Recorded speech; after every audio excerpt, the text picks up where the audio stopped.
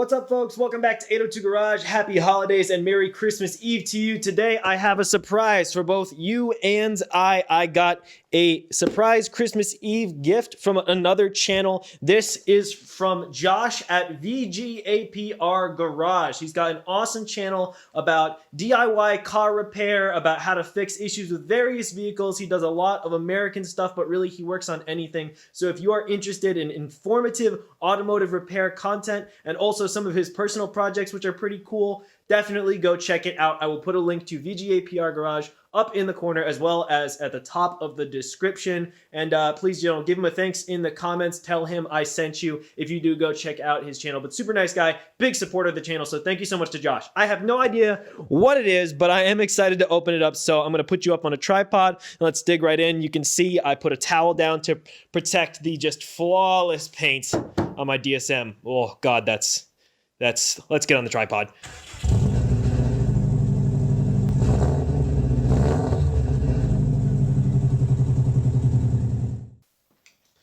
All right, so let's dig right in. Some premium wax paper. Oh, check it out. I was just thinking about these earlier today, how I don't really have like any Matchbox cars. It is a 95 Subaru SVX. It's got the little badge there. Oh, I love these cars. I really want one. And the Panda, the classic, the black top with the white body, they look so good. If you haven't seen one in person, go Google an image of the black and white SVX. They look so good. Thank you very much. That's very cute. Let's see, what do we got here? We got ourselves some expanding rubberized toys. Ho ho ho! So we got the epic GoPro grip. Oh snap! It's GoPro branded and everything. So this thing is legit. It's got an aluminum anodized button, or maybe it's just plastic made to look like aluminum. Whatever. I'm not gonna call it cheap. It's a gift. Don't look a gift horse in the mouth, or whatever they say. No, but seriously, this is sick. Actually, this is gonna be really helpful because I don't actually have a lot of stuff that does GoPro mounting yet. Despite having just bought a GoPro, but that's how they get you. They rope you in with all the accessories, you know what I'm saying? And then, speak of the devil, I think maybe there's some more GoPro stuff going on here. Ooh, buddy. That's awesome, because I was literally just looking at buying one of these GoPro official mount once again. I'm breaking it apart, but it's the suction cup to do in-car stuff, especially. And I'm super hype about that because that's one of the main reasons I wanted the GoPro is the awesome stabilization for doing in-car shots, so I can get more stuff for you, more GoPro mounting, more GoPro, that's part of that. Let's see if we can scratch this awesome paint some more. Yeah, just lots of GoPro accessories.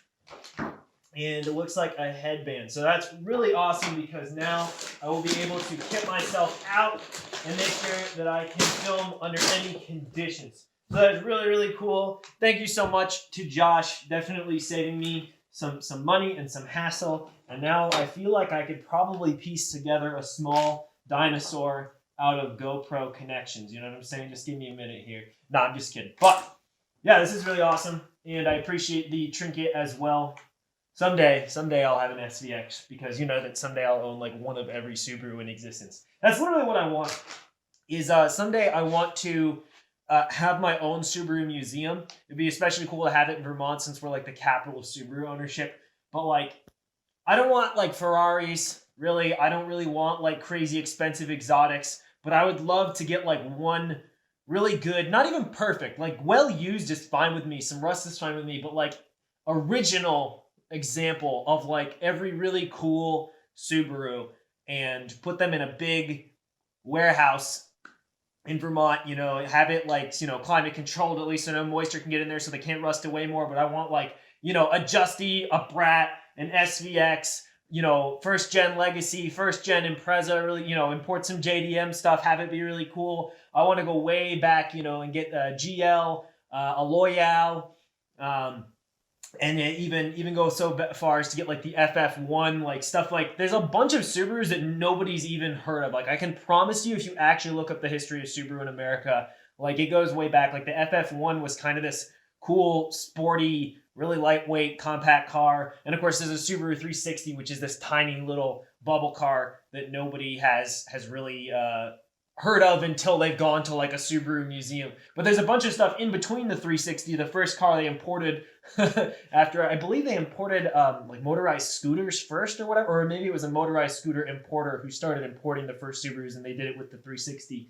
And then, but you know, in between that and the first gen Legacy is probably the first car that most people recognize from Subaru. There are a bunch of models like the FF1 and the Loyale that are really cool, but people just don't know about them. Most of you have probably heard of the Brat. That's the pickup truck, two-door coupe, really lightweight, really cool. Before the Baja, I think they only sold them until 93 or something like that. Maybe not even that late. Maybe it was 95. But we used to have one when I was a kid. Actually, we had two. My dad had two Brats. And they were so cool because they look like the ultimate like redneck import because they're a pickup truck car, right? And on the side of it in big letters it says Brat, like if you got like a Raptor truck. And what they had was suicide seats in the back. I'll try to like throw a picture in the video or something like that. And so they were in the bed up against the back glass, and there was just two seats. I don't even think they had seat belts. Maybe they did, I don't know, but they had grab handles for you to hang on with. I think they did just have a lap belt. And so I remember going to school in one of those one day, right? And we lived on dirt roads like I do now, but 6 miles further up the road, up more mountains. And my dad drove me to school in the back seats of a Brat. And I just remember it was dry out and the roads were just literally furled dust clouds when you're driving. And so I was just sitting there and it felt like I was like taking off in a rocket, like, and you can hear the gravel spinning underneath the car and the dust like was just swirling around. And of course I'm in a bed, so it just caked me and caked me. So I got to school and I swear to God, it was like a scene from a movie. I get out and like, you know, dust comes off me. You know, like that kind of thing. Not actually, but you get my point. I literally was covered in a fine filth of dust.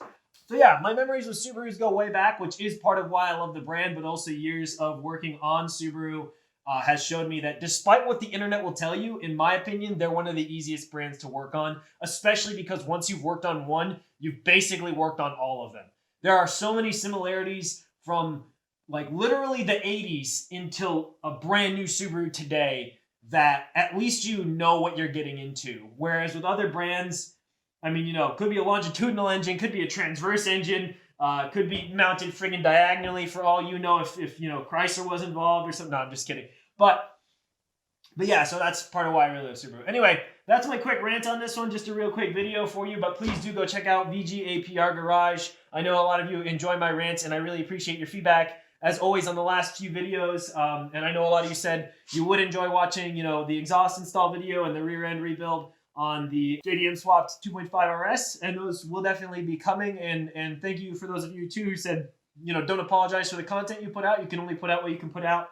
And I will say this, it is kind of hard to not be harsh on yourself. When you look at a channel like, you know, Mighty Car Mods, like the first video they ever put out was such high quality that of course they're as huge as they are now, although it was a long time ago, and having that time and being on YouTube back in the day really helps. But like, sometimes you think to yourself when you have a channel like this where it's just a mix of content, like, man, maybe I should start over. Maybe I should have done this totally differently. Maybe I should have had a more professional approach. Maybe I should have learned more first. And it's so easy to doubt yourself. But the truth is, what I wanted my channel to be and what it feels like I accomplish when I get positive comments is I wanted it to be real, down to earth, stuff that anyone could do.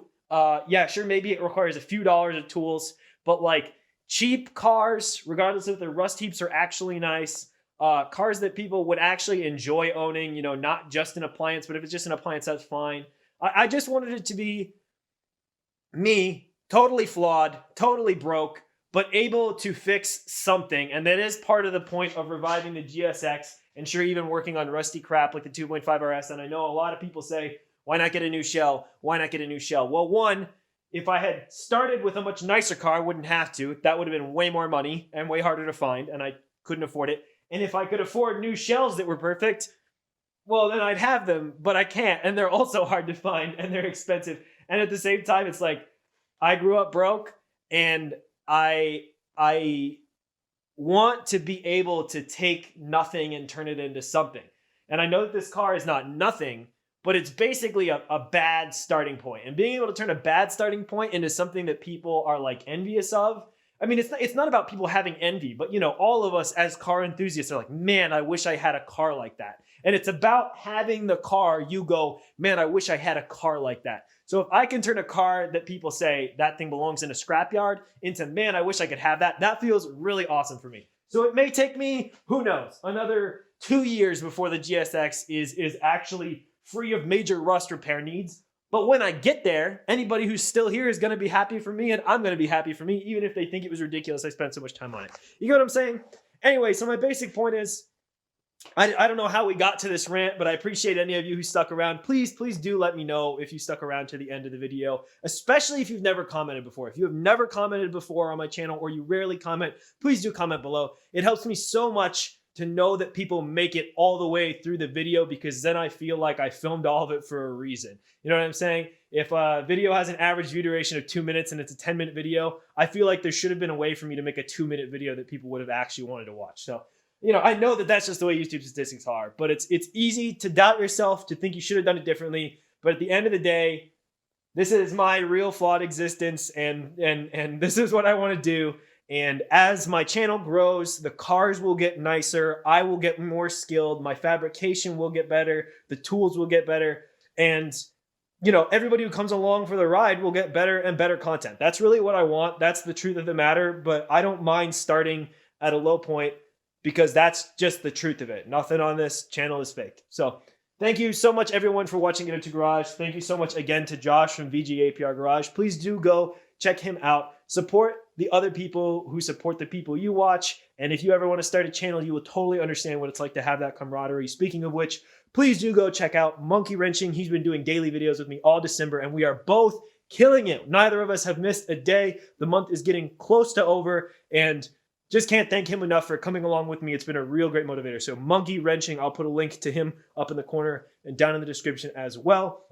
So I don't know if any of you had the tradition of opening one present on Christmas Eve, but I guess that was it for me. And then my video tomorrow will probably be whatever I get for Christmas. I know the family did chip in to buy me some tools or something like that. So we will see. And, you know, taking a little break during the holidays, of course, from working a ton. It was pretty cold today, and I did have to go to town to do shopping, but there will be more on the car soon. And thank you so much. Hope you enjoyed this Christmas Eve surprise, and I hope you all have a wonderful holiday season and end of the year. Catch you very soon. Dang, I didn't even realize how cold it had gotten out of there. My fingers are frozen. Whew.